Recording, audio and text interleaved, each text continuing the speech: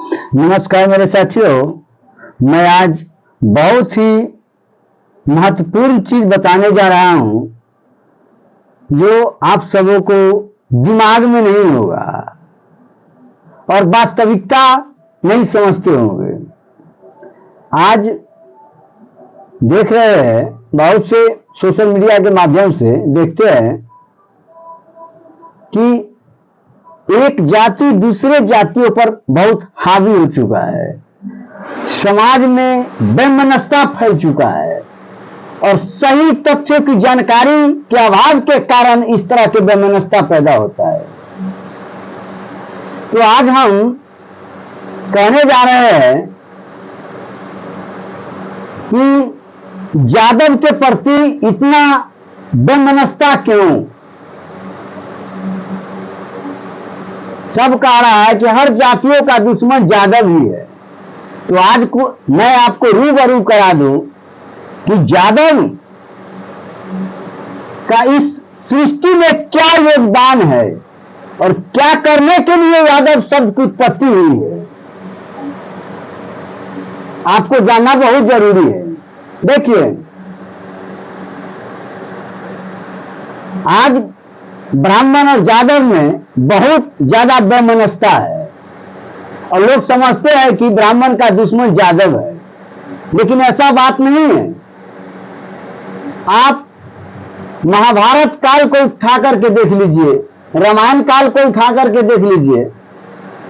मैं छोटे से प्रसंग के माध्यम से आपको हम उस विचार तक ले जाने की कोशिश कर रहा हूं। देखिए, यादव की उत्पत्ति ब्राह्मणी के पेट से ही हुआ है, ब्राह्मणी के गर्भ से ही इसकी उत्पत्ति हुई है। अब पूछिएगा क्यों, कैसे हुआ? आप जानते हैं कि राजा ययाति जो था वो शुक्राचार्य की बेटी देवयानी,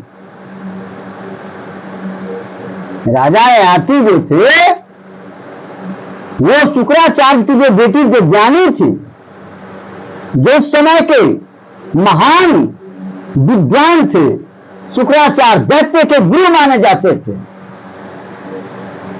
और वो बृहस्पति उस समय देवताओं का राजा था, उससे कहीं ऊपर नॉलेज रखे हुए था।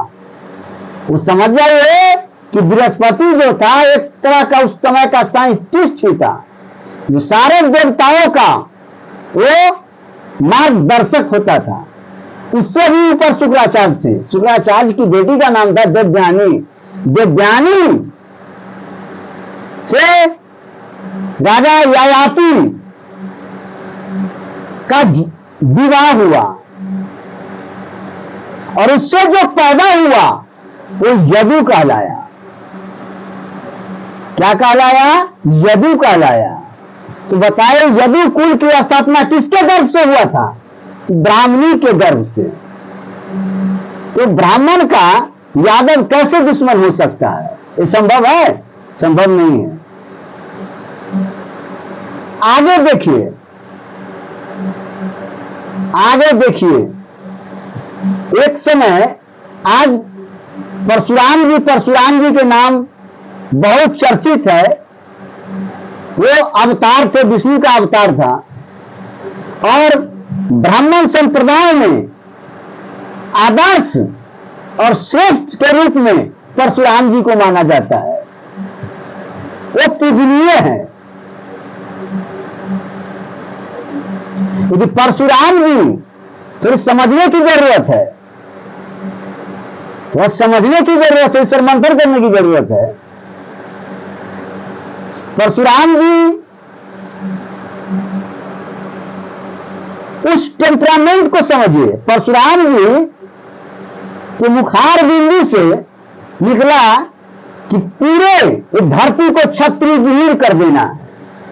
क्या कर देना है? क्षत्रिय विहीन कर देना है। और दंत कथा के रूप में बहुत से सुने होंगे कि क्षत्रिय विहीन कर देना है। तो उस समय उनके विचारों को, टेम्परामेंट को देखते हुए सहस्त्रबाहु सहस्त्रबाहु अर्जुन जो था उनके पीछे पड़ गया। ये क्षत्रिय विहीन कर देगा तो समाज का रक्षा कौन करेगा? तो उनके पीछे पड़ गया था मारने के लिए, इनको खत्म करने के लिए परशुराम को। तो परशुराम सहस्त्रबाहु से बहुत बलशाली शासक था, बहुत बलशाली शासक था। उसके डर से भागते भागते भागते भागते जंगल की ओर चले गए। वहां का शासक था जो पशु चराता था, उस समय कबीलाई चलता था। वहां का जो कबीला था जंगल का, वो कबीला भद्रसेन था, उसका नाम था भद्रसेन, जो वहां का शासक था। उस जंगल का कबीलाई का सबसे बड़ा वो प्रमुख था, शासक था। उनके यहां भाग करके गया, जो भद्रसेन, जो यादव कुल का था। भद्रसेन कहा कि जब तक मेरी सांस होगी तब तक हमारे परिवार, हमारे समाज, हमारे राज्य का आपके लिए मरने के लिए तत्परता रहेगा, तत्पर रहेगा, मर मिटने के लिए। हमारे बेटी बेटी पूरे परिवार, बेटा सारा के सारा, जितने भी यहाँ के नारी है, सारा आपको रक्षा करने के लिए पूर्णतः समर्पित रहेगा। आप डरे नहीं। जब हम मर जाएंगे, हमारे प्राणों का अंत हो जाएगा युद्ध के दौरान, तब आपको कोई टच कर सकता है। उस भद्रसेन ने